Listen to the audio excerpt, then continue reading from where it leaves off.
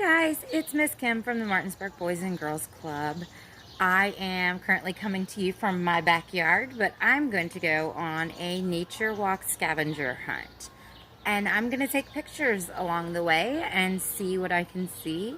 I'm going to look for leaves and birds and bugs and flowers and all kinds of different things. Maybe even see some different shaped rocks or some different shaped clouds.